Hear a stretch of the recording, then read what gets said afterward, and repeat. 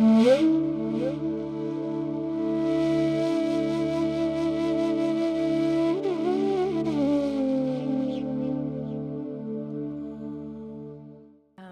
dealing with the spine, being a chiropractor, I'm just wondering if the physical body can put limitations on what you commented on.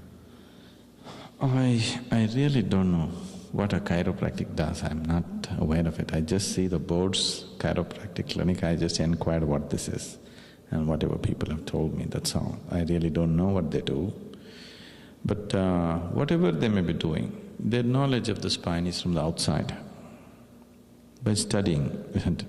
That's how they know the spine. So when that is all the knowledge is, the best thing to do is only to help somebody who's all messed up in his spine to just relax.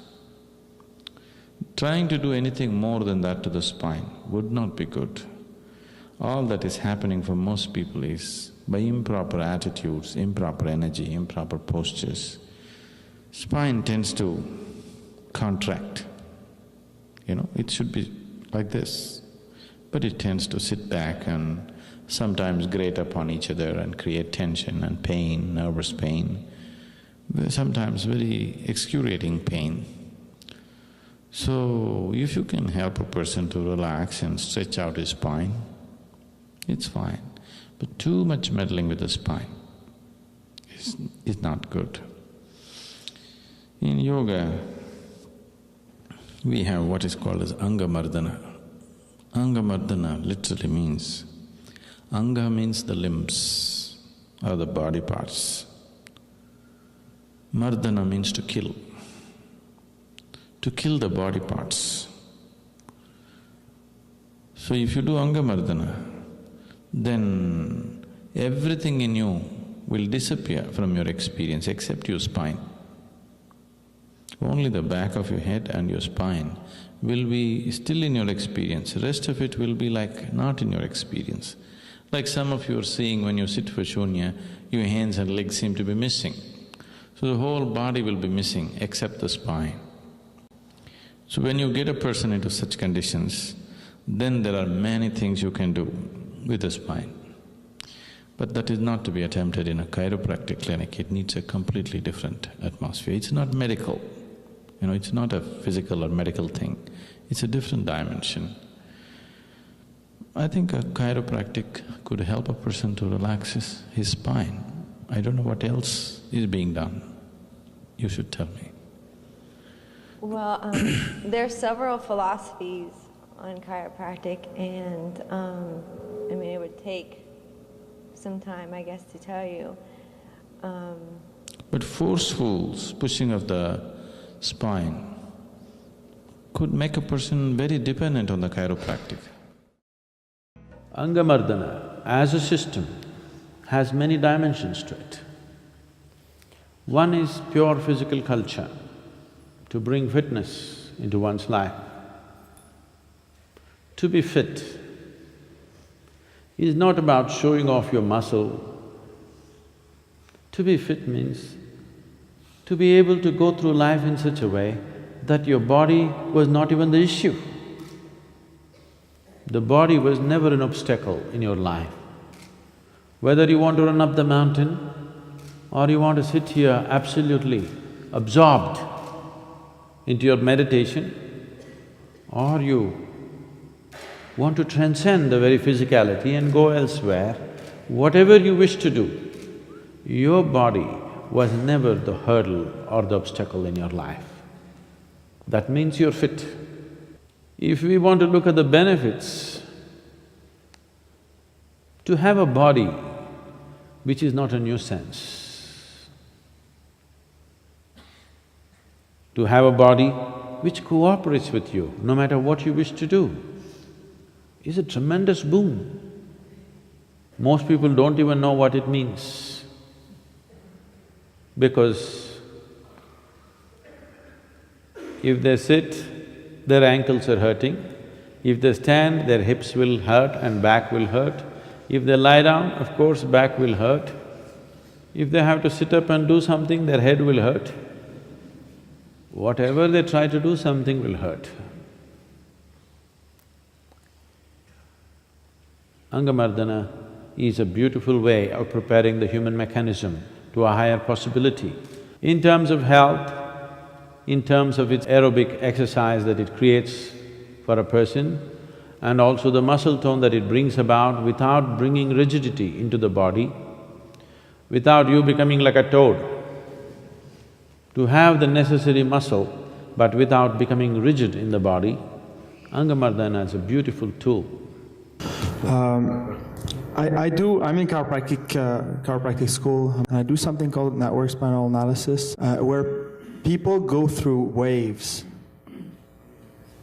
And after experiencing those waves, it was reported that people have a much happier life and change consistently many aspects of their lives. So with your understanding of the systems of the body, how is that possible by touching certain areas of the spine with very light touch? Certain people can go through waves, like wave that you see on their bodies.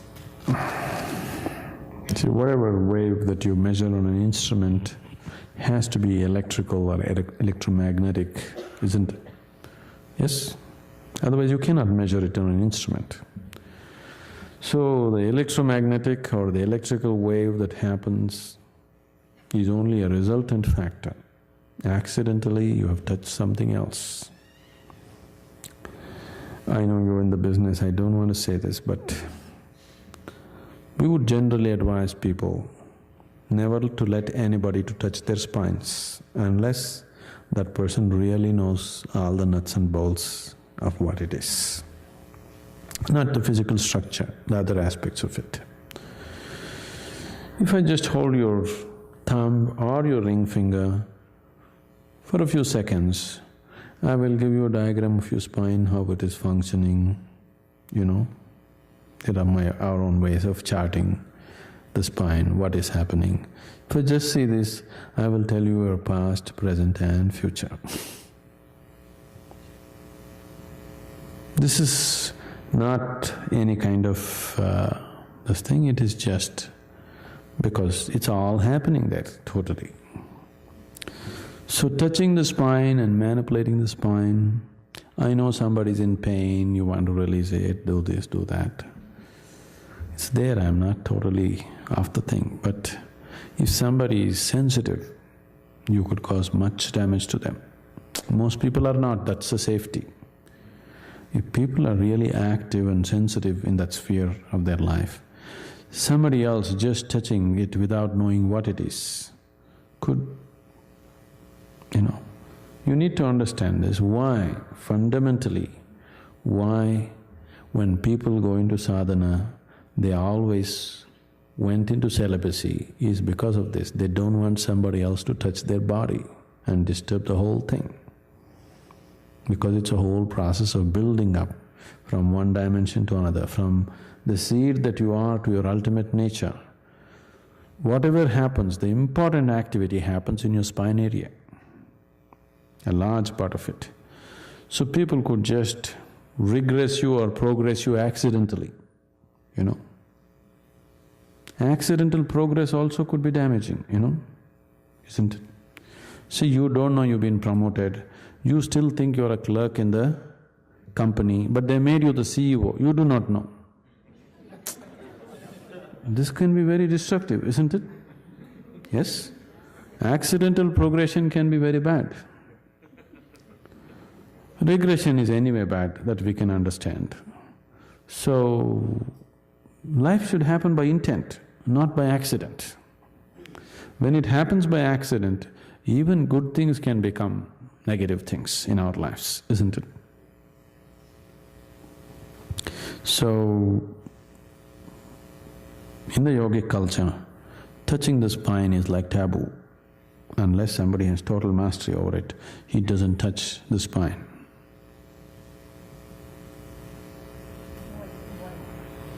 But why would it be that everyone consistently becomes happier? Why is it that after receiving that type of care… I wouldn't agree that it's consistent. With some people it'll happen. It'll definitely happen, no question about it. It'll definitely happen, I'm not questioning that. Consistently, no. Well, yeah, in research it was like 95% or… Research, you choose the right kind of people. See, all the polls and other reports every day on the television about everything they got a poll. How many people did they meet in the United States? They met 100 people and they decided what United States thinks, isn't it? So don't go by that. Consistent, definitely it won't be consistent. I'll tell you with 100% authority on this, because spine is my whole thing. So, consistent it cannot be, it's impossible. But it'll definitely be happening with lots of people. It could be happening. Because spine is like that. You could just touch your spine. I could intoxicate you for 3 days just by touching your spine. Totally drunk that you can't get up. All your legs like rubber. For 3 days if I just touch your spine. Really? You want to get drunk one day?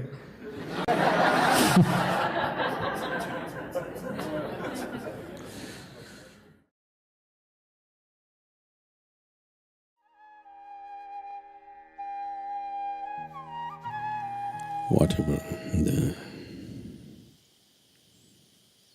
experience of life, whether it's light or sound or taste or smell or sensation, whatever the form of experience of pain or pleasure, every experience that you have is essentially conducted through your spine. If spine is taken away, or what passes through the spine is in some way dislocated, there will be no experience.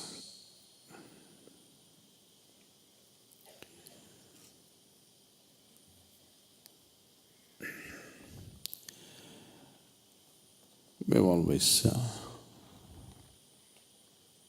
symbolized the spine as the axis of the universe, because essentially you know the universe only from the context of your experience. There is no other way to know it. You do not know anything in this world without the context of your experience. You understand what I'm saying? It's only by what's happening within you, you know, or you think you know.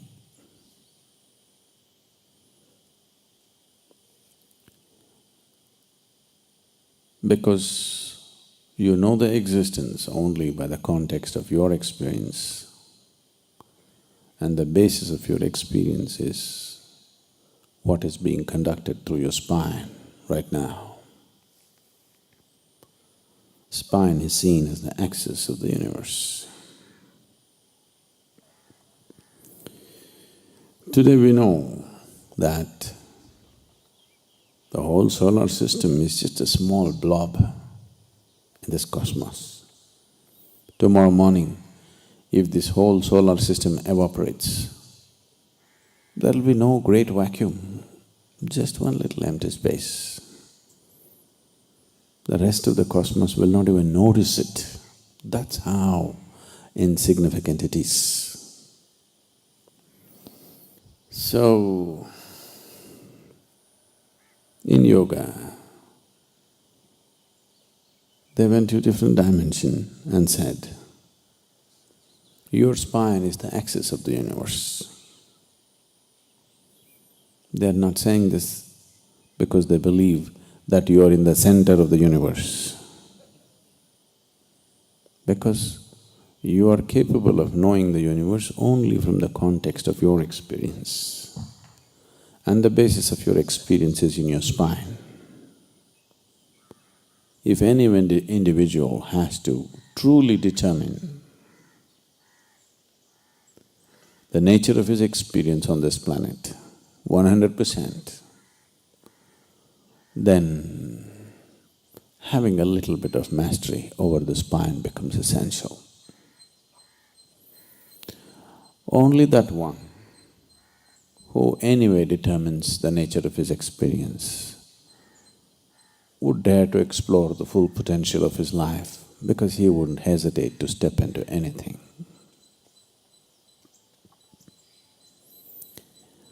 If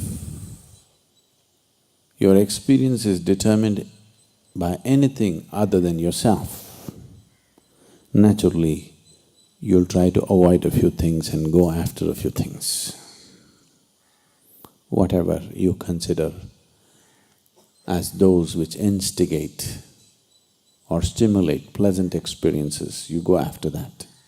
Whatever you think will create unpleasant experiences, you'll go away from that. Once this division happens in your consciousness, that you divide the existence into two, knowing the ultimate unity becomes unnecessarily difficult. Why so much stress and joy, love, blissfulness is simply because of this, so that your experience is not determined by something else. Once, if you sit here and you think, this tree creates pleasant experience for you and that tree creates unpleasant experience for you, naturally you will never step in that direction, you'll only hang around here. That's what is happening right now. That's what is happening with every aspect of life. So once you divide the world, people have been telling you silly things that you should love your enemies. I don't know why you have to make your life so hard. First make an enemy out of somebody and then try to love him. It's very difficult. Isn't it very difficult? If you don't make him your enemy, it would be easy. You make him your enemy and then you try to love him, this is an impossible condition. No? They always want to set impossible things for you so that you'll constantly go there. Let's look at the possibilities. Unless you do not divide the world, it's very difficult to embrace the world, isn't it? In your consciousness, if you divide that this is mine, this is not mine, then trying to grab everything is very difficult. Either everything is mine or nothing is mine, this is okay. Nothing is mine, this is one way, it is okay. Or everything is mine, this is okay, it'll work. These are workable solutions. You are my enemy, but I love you. This is very, very difficult. It's a torture.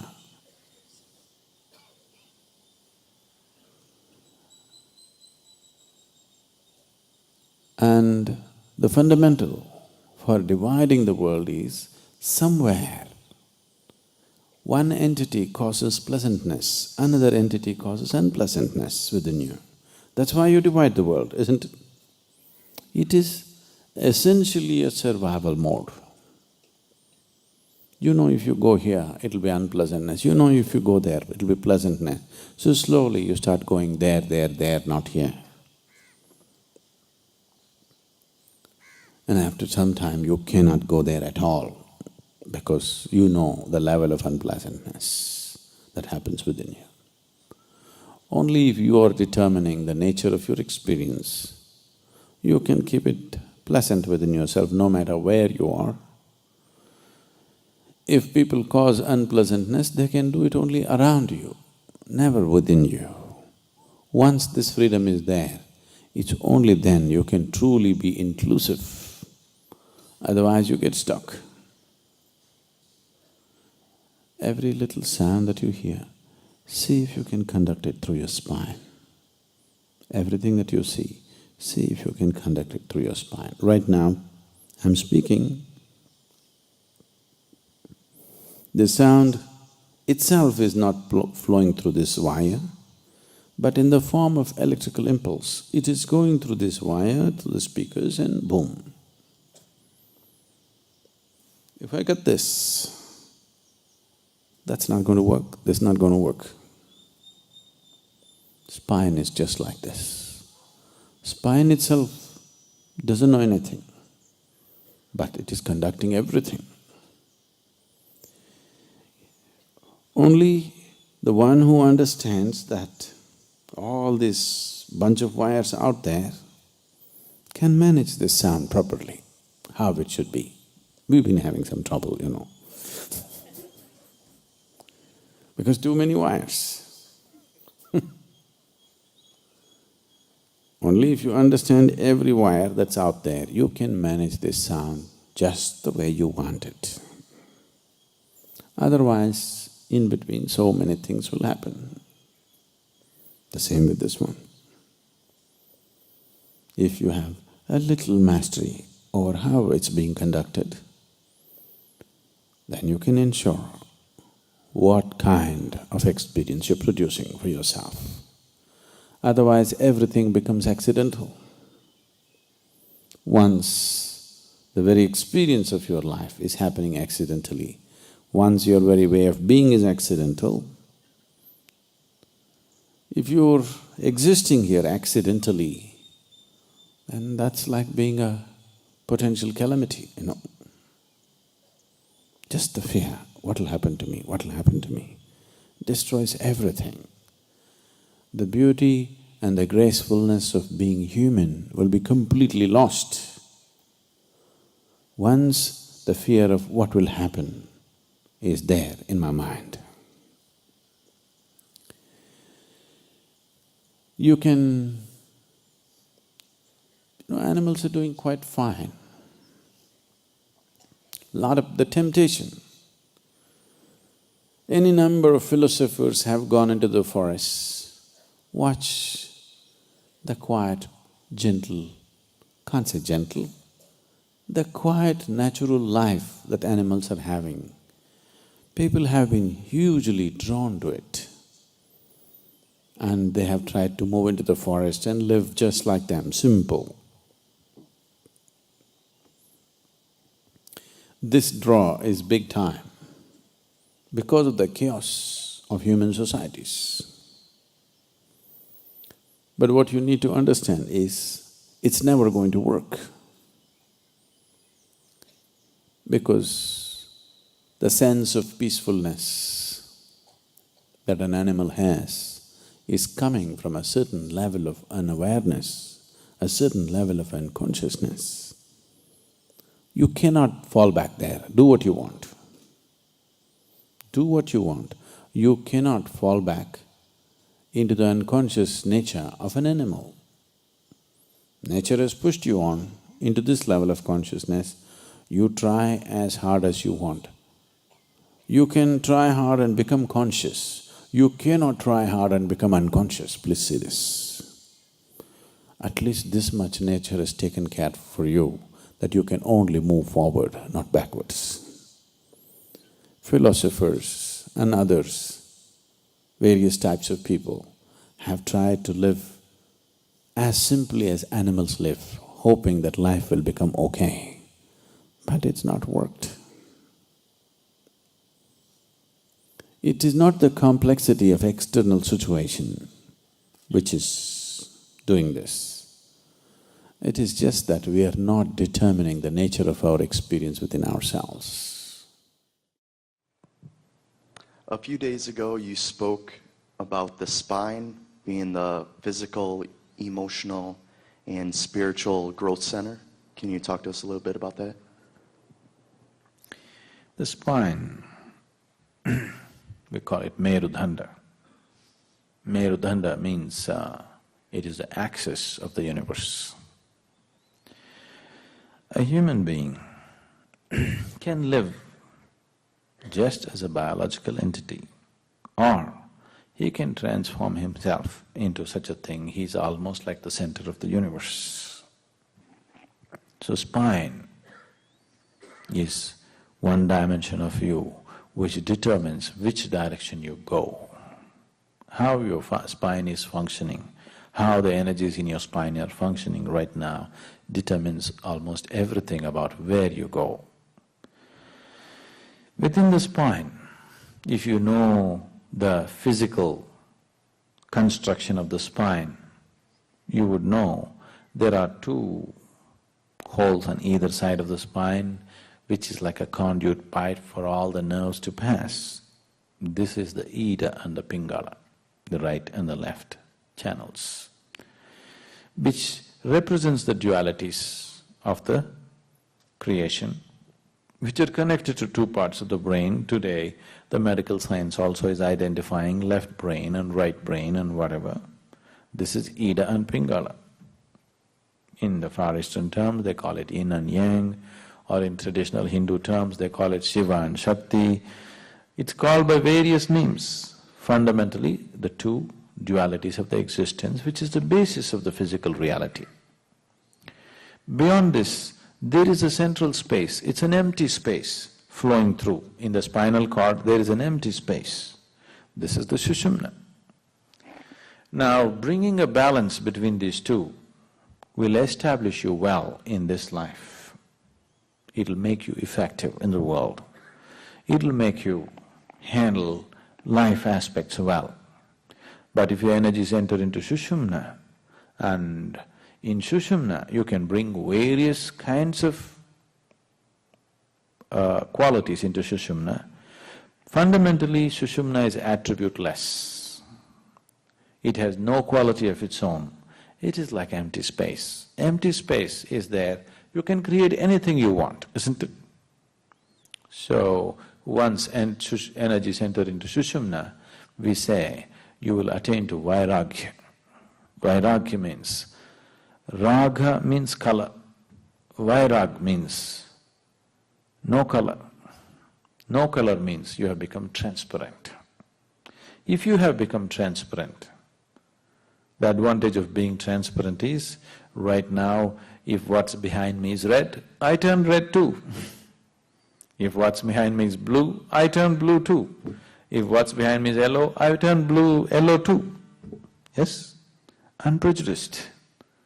Wherever you are, you become a part of that, but nothing sticks to you. Anywhere you go, if you are among red people, you can be totally red, but the redness doesn't stick to you for a moment. You're red because you're transparent. You're among green people, you're totally green, but the greenness does not stick to you either. Wherever you go, you become that, but nothing sticks to you.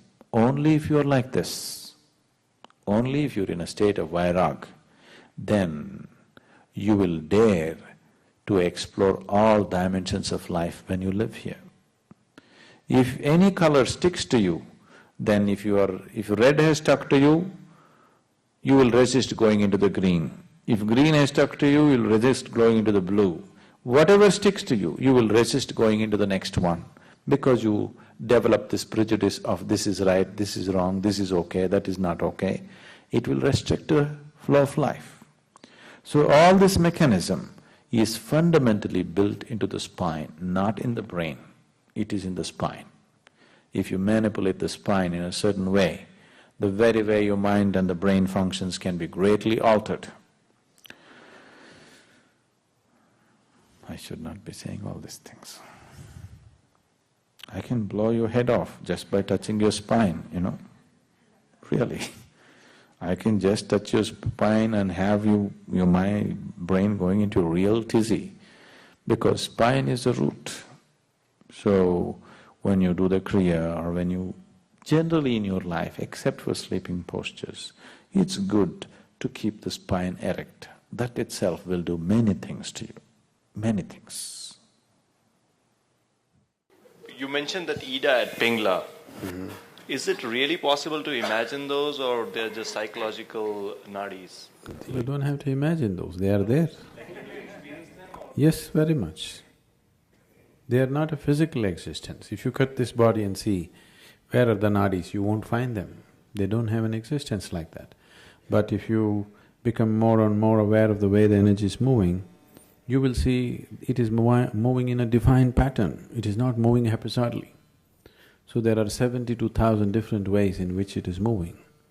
All these 72,000 are springing from these two main nadis, Ida and Pingala. It's distinctly experienceable. Yes? Yoga for well-being. Yoga Namaskar. Yoga Namaskar is a powerful system by itself. It activates the lumbar region of the spine in a tremendous way, strengthens the muscles along the spine, giving it a reinforcement so that as one ages, the collapsing of the spine, which causes pinching of the nerves, does not happen. And if already there's damage is setting in, the best way to regenerate your spine would be by doing Yoga Namaskar. It has all-round benefits for the entire body. Yoga Namaskar is a very simple and complete process by itself. To practice Yoga Namaskar, you will need a light stomach condition. That is approximately 1.5 hours gap after having a meal. If you do not fulfill this condition, please skip this particular practice for now. Those with hernia and pregnant women in the 3rd or 4th month of pregnancy should avoid practicing Yoga Namaskar. Now we will learn Yoga Namaskar. This is a series of 7 steps. He will demonstrate 1 full cycle. Please observe. Stand with your feet comfortably apart and parallel to each other.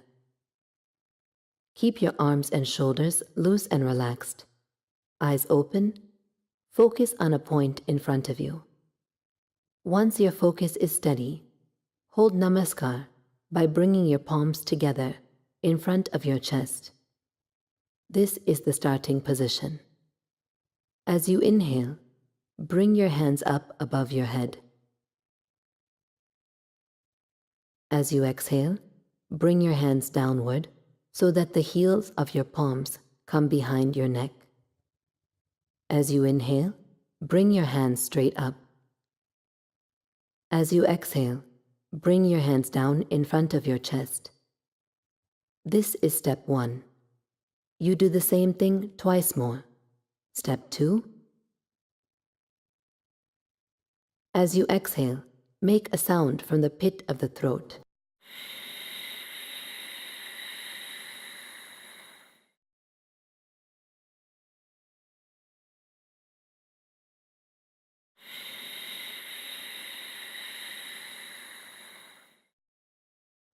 Step 3. The whole time, your fingers should be together, pointing straight up, even when you bring your hands behind your neck. As you bring your hands up, it is a full inhalation. As you lower it down, it is a full exhalation with the sound. After you do this 3 times, you squat straight down. Step 4. As you inhale, bring your hands up. As you exhale, bring it down behind the neck. As you inhale, bring it up. As you exhale, bring it down in front of your chest. Then, as you inhale, push your hands straight out in front of you, fingers pointing forward. As you exhale, making the sound, bring it back to the chest. Do this 3 times. Step 5. As you inhale, bring your hands up. As you exhale, bring them down behind the neck. As you inhale, bring your hands up. As you exhale, down in front of your chest. As you inhale, straight out in front of you. As you exhale, back to the chest. Once more, step 6, inhale, hands up.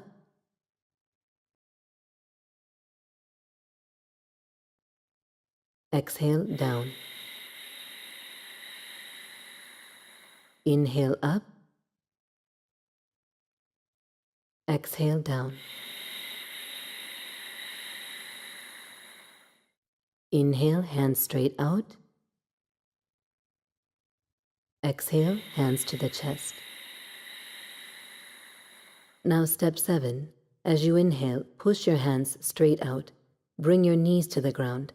Lean forward and place your forehead on the ground. Stretch your arms above your head. Rest your palms on the ground. Place your hands together so that the thumbs and pointing fingers are touching, forming a triangle. Your elbows should be slightly bent. This is Balasana. Stay here until your breath stabilizes, or for a minimum of 2 minutes.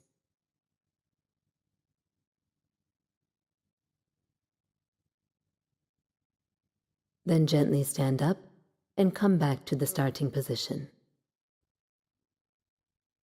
This is one cycle of Yoga Namaskar. We will look at a few modifications and corrections. If you find it difficult to squat, then you can place a support about 1/2 inch or 1 inch thick below your heels and squat down, ensuring your feet are parallel to each other. For some people, while bringing the hands behind the head, the fingers are pointing backward. The fingers should be pointing straight up.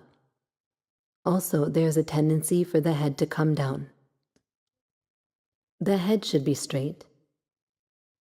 Do not move the hands too quickly or casually.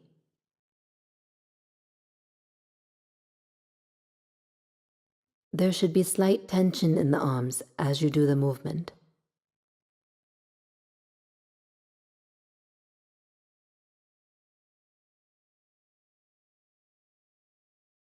Now we will do one cycle of Yoga Namaskar together, incorporating all of these corrections. Please stand. Stand with your feet comfortably apart and parallel to each other. Those of you who need a cushion as support to squat, you can keep it just behind your feet, and when we come to step 4 to squat down, you can step backward onto the cushion and use it as a support when you squat down.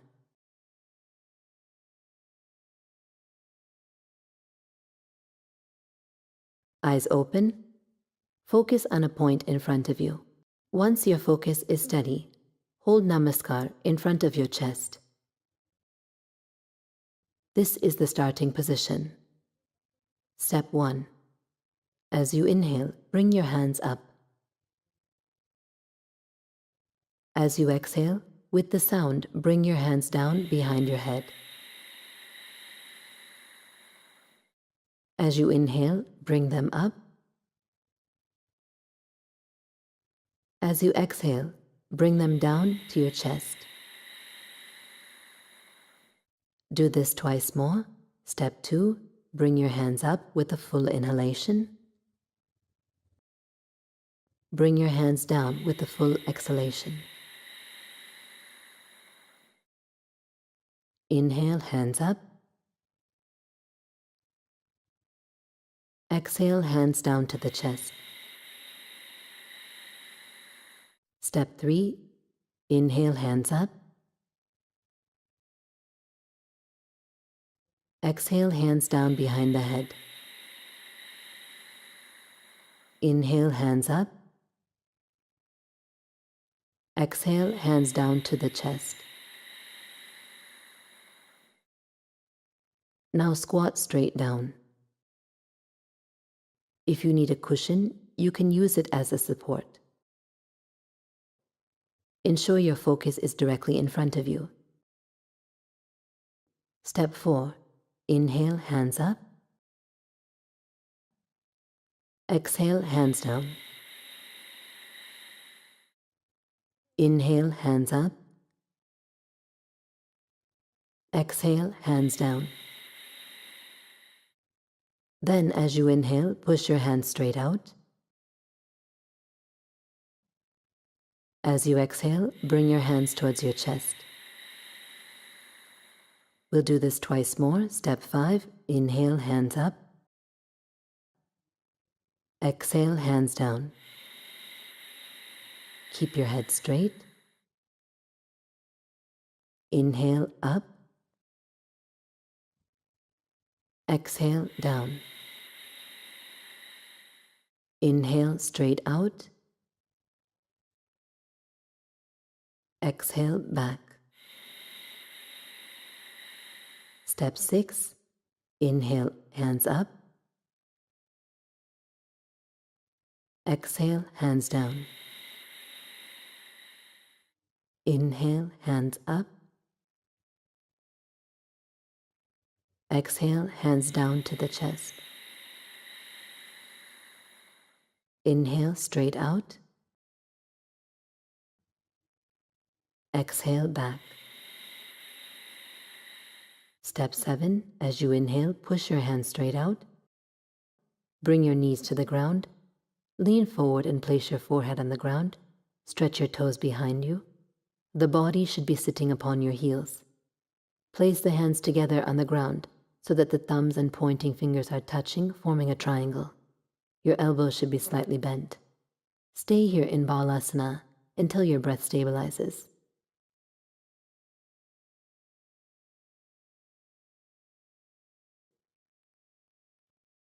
Then gently stand up and come back to the starting position.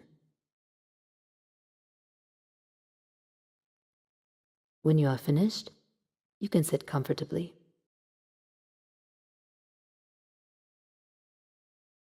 When you practice Yoga Namaskar on your own on a regular basis, for more impact on the system, instead of doing 1 cycle, you can do 3 cycles of Yoga Namaskar.